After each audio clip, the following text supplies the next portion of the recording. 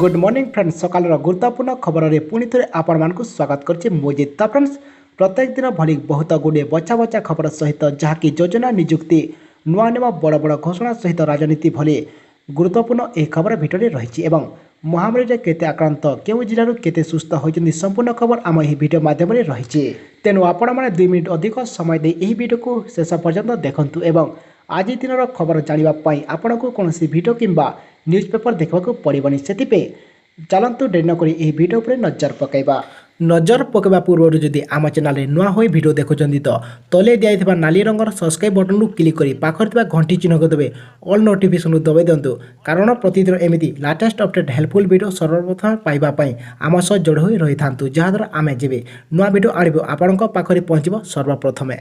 Number 1 आसिला कृषकों बहुत बड़ खबर राज्य में धान संग्रह नहीं कौन समस्या नहीं बोली खाद्य जोगाण मंत्री रणेंद्र प्रताप स्वाई कहते एवं 2 दिन हेब राज्य में धान किणा आरंभ होइछि एवं धान किणारे कौन असुविधा नहीं एवं सुव्यवस्थित भाव धान किणा चली बोली रणेंद्र प्रताप स्वाई कहते तेबे चलित वर्ष 71 लाख मेट्रिक टन धान किणा जाको लक्ष्य धार्य होइछि तेबे चाषी अधिक धान बिकिबा चाहूले ताहा किणा जावार व्यवस्था करा जाउछि बोली मंत्री कहते। नंबर 2 आज आरंभ हेब आरटीओ लर्निंग लाइसेंस टेस्ट आज पुणी आरंभ हेब लर्निंग लाइसेंस टेस्ट तेबे महामारी कटकणार नियंत्रण को दृष्टि रखी पूर्व जो मैंने आवेदन करते से मैंने टेस्ट दे पारे एवं गत 8 मास हेब महामारी कटकणा जो आरटीओ लर्निंग लाइसेंस टेस्ट बंद थिला तेबे गत 12 तारीख स्कट बुकिंग आरंभ होइछि एवं पूर्व 2 लाख लोक आवेदन बाकी रही तेणु प्रथमे से टेस्ट सरिबा परे नुआ विज्ञप्ति प्रकाश पाइब एवं महामारी कटकणा को पालन करा जाई टेस्ट करा जिवो एवं ऑफिस रे थर्मल स्क्रीनिंग मध्य करा जिवो। नंबर 3 पर्यटकों खुशी खबर एथर हीराकुद रे उठै पारिबे इको रिट्रीट मजा महामारी समय पर्यटकों आसला खुशी खबर तेबे चलित वर्ष प्रथम थर पर राज्य में 5टी स्थान में इको रिट्रीट आयोजन करा जिवो तेबे उक्त 5टी स्थान मध्य सामिल अछि पश्चिम ओडिशार सम्बलपुर जिला एवं प्राकृतिक परिवेश रे भरपूर सम्बलपुर यार इको रिट्रीट मजा उठै पारे पर्यटक तेबे हीराकुदर इको रिट्रीट जल क्रीडारू रोपवे राइडिंग मजा नहीं पारे पर्यटक एवं कोणार्क भली सम्बलपुर उपकंठ हीराकुद जल भंडार कड़े जमादार पाली अंचल में आयोजित होगाकू जाउछि इको रिट्रीट एवं नील गभीर जलराशि सबुज बनानी रे भरपूर जंगल आउ प्राकृतिक परिवेश को आउ अति निकट उपभोग करें पर्यटक एवं चलित थर प्रथम थर सम्बलपुर एपरी फेस्टिवल आयोजन होउछि एवं यह डिसेम्बर 1 आरंभ होगाकू थिबा ए फेस्टिवल फेब्रुआरी 28 पर्यंत चलिबो। नंबर 4 डिसेम्बर आकाश छुआ होई पारे सुना दर धनतेरस और दीपावली समय सुना दर में केतेबेले वृद्धि पाउछि तो केतेबेले ह्रास पाउथिबा देखिବାକୁ मिलिथिला तेबे फेस्टिव सीजन रे सुनार डिमांड जो भली भाव में रहिबा नै व्यवसायी मैंने आशा रखिथे ता देखिବାକୁ मिली नथिला एवं चलित वर्ष अगस्ट सुना दर ह्रासर प्रभाव फेस्टिव सीजन रे देखिବାକୁ मिलिछि तेबे आपण कम दाम रे सुना किणवाक चाहते ताहेले एबे हेउछि सबुठारु भल समय जदि आपणकर घरे आगो किछि विवाह कार्यक्रम अछि ताहेले एबेटू कम दाम रे सुना रूपा किणी नियंतु एवं एक्सपोर्ट को आकलन अनुसार डिसेम्बर सुना दर में आशातीत वृद्धि देखा मिली पारे एवं प्रति 10 ग्राम को सुना दर 65 रु 67 हजार पर्यंत पहुँची पारे। नंबर 5 केंद्र सरकारी कर्मचारी एवं पेंशनभोगी बढ़िब डे चलित वर्ष केंद्र सरकारी कर्मचारी एवं पेंशनभोगी चलित वर्ष महंगा भत्ता वृद्धि करने लगी केंद्र सरकार निष्पत्ति नहीं तेबे केंद्र सरकार अधीन में कार्य करुथिबा सरकारी कर्मचारी एवं पेंशनभोगी खुशी खबर एवं खूब शीघ्र केंद्र सरकारी कर्मचारी एवं डीए वृद्धि करने को जाउछंती सरकार एवं प्राय 4% डीए बढ़िबार संभावना रही एवं सरकार आगामी वर्ष जुलाई मास वृद्धि करने को विचार करि पारंती मात्र एने विधिबद्ध भाव कौन घोषणा करा जाई नाही एवं मनी कंट्रोल रिपोर्ट अनुसार सरकार निष्पत्ति फल प्राय 50 लाख केंद्र सरकारी कर्मचारी एवं 61 लाख पेंशनभोगी एथिरे उपकृत हेबे।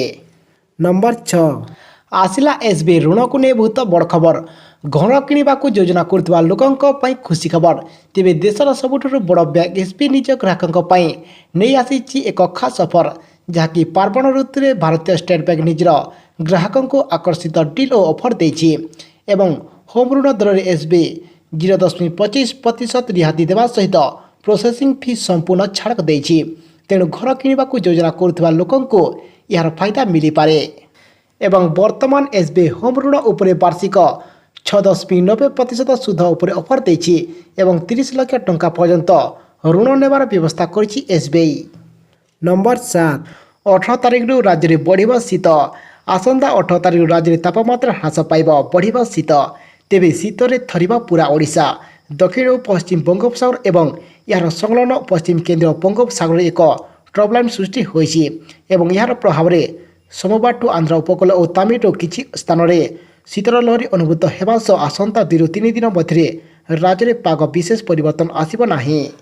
ତେବେ 18 ତାରିଖରୁ ରାଜ୍ୟରେ ଶୀତର ପ୍ରକୋପ ବଢ଼ିବ ବୋଲି ପୂର୍ବାନୁମାନ କରିଛି ଆଞ୍ଚଳିକ ବିଜ୍ଞାନ କେନ୍ଦ୍ର ଏବଂ ସେହିପରି ଆଜିଠାରୁ ପାଗ ଶୁଖିଲା ରହିବା ସହ 18 ତାରିଖରୁ ତାପମାତ୍ରା କମିବାର ଆରମ୍ଭ ହେବ ଏବଂ ପାଖାପାଖି 2ରୁ 3 ଡିଗ୍ରୀ ସେଲସିୟସ୍ କମିବ ତାପମାତ୍ରା ଏବଂ ଧୀରେ ଧୀରେ ଶୀତର ପ୍ରକୋପ ବଢ଼ିବ ବୋଲି ଡକ୍ଟର ସାହୁ ଆକଳନ କରିଛନ୍ତି। ନମ୍ବର 8, ମହାମାରୀକୁ ନେଇ ଆସିଲା ଖୁସି ଖବର। ଚଳିତ ବର୍ଷ ବଜାରରେ ମିଳିବ ମହାମାରୀ ଟିକା। ମହାମାରୀ ଭାଇରସର ବଢ଼ୁଥିବା ସଂକ୍ରମଣ ମଧ୍ୟରେ ଏକ ଭଲ ଖବର ଆସିଛି। ତେବେ ଅଗ୍ରଣୀ ଫାର୍ମାସ୍ୟୁଟିକାଲ କମ୍ପାନୀ ଫାଇଜର ଦ୍ୱାରା ବିକଶିତ ମହାମାରୀ ଟିକା ଏହି ବର୍ଷ ଶେଷ ସୁଦ୍ଧା କିମ୍ବା ଆସନ୍ତା ବର୍ଷ ନଭେମ୍ବର ଉପଲବ୍ଧ ହେବା ଆରମ୍ଭ କରିବ ଏବଂ ଏହି ଟିକାର ବିଶ୍ଳେଷଣ ଦର୍ଶାଇଛି ଯେ ଏହା 90%ରୁ ଅଧିକ ଲୋକଙ୍କୁ ମହାମାରୀକୁ ରକ୍ଷା କରିବାର ସକ୍ଷମ ହୋଇପାରେ। ତେବେ ବାୟୋଟେକ୍ ସହ ପ୍ରତିଷ୍ଠାତା CEO ପ୍ରଣଉଗର ସାହିନ ଦାବି କରି କହିଛନ୍ତି ଯେ ଆସନ୍ତା ବର୍ଷ ଏପ୍ରିଲ ସୁଦ୍ଧା ସାରା ବିଶ୍ୱରେ 300 ନିୟୁତରୁ ଅଧିକ ଟିକା ଉପଲବ୍ଧ ହେବ ଏବଂ ସେ ଆହୁରି ମଧ୍ୟ କହିଛନ୍ତି ଯେ ଗ୍ରୀଷ୍ମ ଋତୁ ହେତୁ ଏହା ଆମକୁ ଅଧିକ ସହାୟକ ହେବା କାରଣରୁ ଏହି ଋତୁରେ କମ୍ ସଂକ୍ରମଣ ହୋଇଥାଏ। ନମ୍ବର 9, ଉଚ୍ଚଶିକ୍ଷା ବିଭାଗ ଅଧୀନକୁ ଆସିବ ରାଜ୍ୟର 15ଟି ବିଡି କଲେଜ। ରାଜ୍ୟରେ ବିଡି ଓ ଏମ୍ଇଡି ପାଠ୍ୟକ୍ରମ ପ୍ରଦାନ କରୁଥିବା 15ଟି ଶିକ୍ଷଣ ପ୍ରଶିକ୍ଷଣ ପ୍ରତିଷ୍ଠାନର ବିଭାଗ ବଦଳିବ। ତେବେ ଏହି ଶିକ୍ଷାନୁଷ୍ଠାନଗୁଡ଼ିକ ବିଦ୍ୟାଳୟ ଓ ଗଣଶିକ୍ଷା ବିଭାଗ ଅଧୀନରେ ଥିବାବେଳେ 2021 ଜୁନ 1 ତାରିଖରୁ ଉଚ୍ଚଶିକ୍ଷା ବିଭାଗ ଅଧୀନକୁ ଆସିବ। ତେବେ ଏନେଇ ଅକ୍ଟୋବର 22 ତାରିଖରେ ଏକ ସମନ୍ୱୟ କମିଟି ବୈଠକ ଅନୁଷ୍ଠିତ ହୋଇଯାଇଛି। ତେବେ ଏହି ବୈଠକରେ ଉଚ୍ଚଶିକ୍ଷା ବିଭାଗର ସଚିବ ଶାଶ୍ୱତ ମିଶ୍ର ଅଧ୍ୟକ୍ଷତା କରିଥିବା ବେଳେ SCERTର ନିର୍ଦ୍ଦେଶକ ଗଙ୍ଗାଧର ସାହୁଙ୍କ ସମେତ ବିଦ୍ୟାଳୟ ଓ ଗଣଶିକ୍ଷା ବିଭାଗର ବରିଷ୍ଠ ଅଧିକାରୀମାନେ ଯୋଗ ଦେଇଥିଲେ ଏବଂ ଏହି ବୈଠକରେ ବିଭିନ୍ନ ଆଲୋଚନା ପରେ ଚୂଡ଼ାନ୍ତ ନିଷ୍ପତ୍ତି ହୋଇଥିଲା ଏବଂ ସେହି ଅନୁସାରେ ଜୁନ୍ରୁ ଶିକ୍ଷକ ପ୍ରଶିକ୍ଷଣ ଅନୁଷ୍ଠାନର ବିଭାଗ ବଦଳି ପାଇଁ ଗଣଶିକ୍ଷା ବିଭାଗ ବିଜ୍ଞପ୍ତି ପ୍ରକାଶ କରିବ। ନମ୍ବର 10, ରାଜ୍ୟରେ ପୁଣି 16 ଜଣଙ୍କ ମହାମାରୀରେ ମୃତ୍ୟୁ। ରାଜ୍ୟ ପାଇଁ ଦୁଃଖ ଖବର। ରାଜ୍ୟରେ ପୁଣି 24 ଘଣ୍ଟା ମଧ୍ୟରେ ପୁଣି 16 ଜଣଙ୍କ ମହାମାରୀ ମୃତ୍ୟୁ ଘଟିଛି, ଯାହାଫଳରେ ରାଜ୍ୟର ମୋଟ ମୃତ୍ୟୁ ସଂଖ୍ୟା 1543କୁ ବୃଦ୍ଧି ପାଇଛି। ଏନେଇ ରାଜ୍ୟ ସୂଚନା ଓ ଲୋକସମ୍ପର୍କ ବିଭାଗ ପକ୍ଷରୁ ସୂଚନା ପ୍ରଦାନ କରାଯାଇଛି। ତେବେ ବିଭାଗ ଦ୍ୱାରା ଦେଇଥିବା ସୂଚନା ଅନୁସାରେ ମୃତକମାନଙ୍କ ମଧ୍ୟରେ ସୁନ୍ଦରଗଡ଼ ଜିଲ୍ଲାର 5 ଜଣ ଓ ବରଗଡ଼ ଜିଲ୍ଲାର 3 ଜଣ ଅଛନ୍ତି। ସେହିପରି ଝାରସୁଗୁଡ଼ା ଜିଲ୍ଲାର 2 ଜଣ ଅଛନ୍ତି। ତେବେ ସେହିପରି ମୃତକଙ୍କ ମଧ୍ୟରେ ଖୋର୍ଦ୍ଧା, ଦେବଗଡ଼, ମୟୂରଭଞ୍ଜ, ନୟାଗଡ଼, ପୁରୀ ଓ ସମ୍ବଲପୁର ଜିଲ୍ଲାରୁ ଜଣେ ଲେଖାଏଁ ପ୍ରାଣ ହରାଇଥିବା ଜଣାପଡ଼ିଛି। ନମ୍ବର 11, ଓଡ଼ିଶା ୱାନ୍ ପୋର୍ଟାଲରେ ପରିବହନ ଇ ସେବା। ଏଣିକି ଗୋଟିଏ କ୍ଲିକ୍ରେ ମିଳିବ ଡିଏଲ୍ ଓ ଇ ଚାଲାଣର ତଥ୍ୟ। ଏଣିକି ଗୋଟିଏ ପ୍ଲାଟଫର୍ମରେ ପରିବହନ ସେବାର ସବୁ ପ୍ରକାର ଇ ସେବା ସୁବିଧା ମିଳିପାରିବ ଏବଂ ଗୋଟିଏ କ୍ଲିକ୍ରେ ଡ୍ରାଇଭିଂ ଲାଇସେନ୍ସ ଓ ଇ ଚାଲାଣ ନେଇ ସବୁ ତଥ୍ୟ ବି ପାଇପାରିବେ।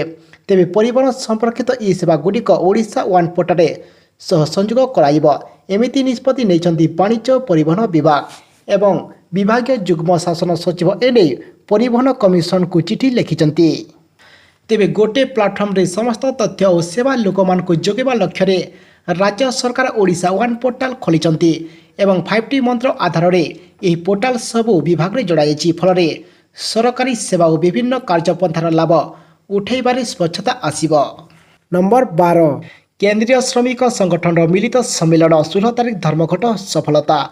କେନ୍ଦ୍ର ସରକାରଙ୍କ ଶ୍ରମିକ ଓ କୃଷକ ବିରୋଧୀ ନୀତି ବିରୋଧରେ ଆସନ୍ତା 26 ତାରିଖରେ ହେବାକୁ ଥିବା ଦେଶବ୍ୟାପୀ ଧର୍ମଘଟ ପରିପ୍ରେକ୍ଷୀରେ କେନ୍ଦ୍ରୀୟ ଶ୍ରମିକ ସଂଗଠନଙ୍କ ଏକ ସମ୍ମିଳନୀ ସହରର ପରିବହନ କର୍ମଚାରୀଙ୍କ ସହ ସଂଘ କାର୍ଯ୍ୟାଳୟରେ ଗତକାଲି ଅନୁଷ୍ଠିତ ହୋଇଯାଇଛି।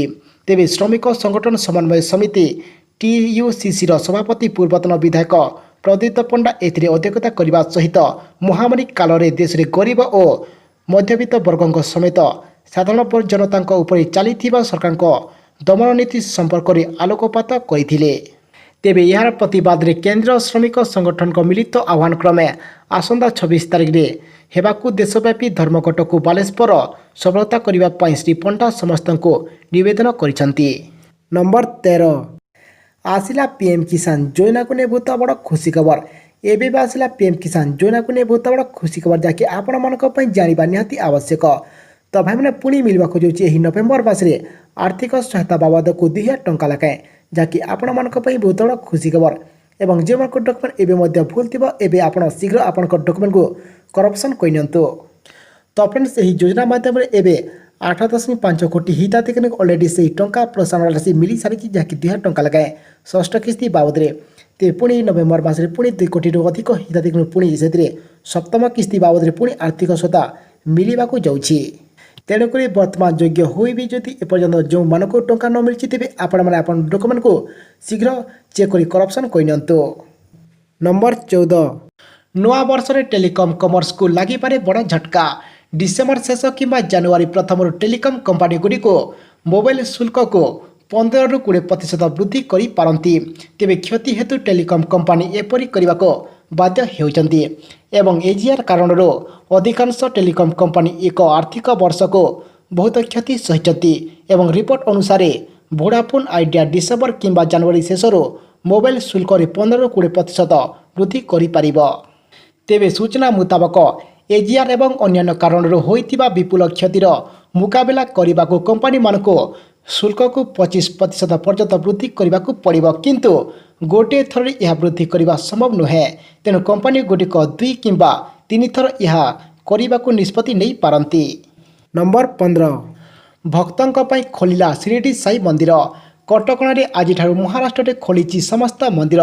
ତେବେ ମହାମାରୀ ମଧ୍ୟରେ ସମସ୍ତ ଧାର୍ମିକ ସ୍ଥଳୀ ଖୋଲିବାକୁ ନେଇ ସରକାର ପ୍ରଦାନ କରିଥିବା ବେଳେ ବିଭିନ୍ନ ଧାର୍ମିକ ପୀଠ ଚଳଚଞ୍ଚଳ ହୋଇଛି।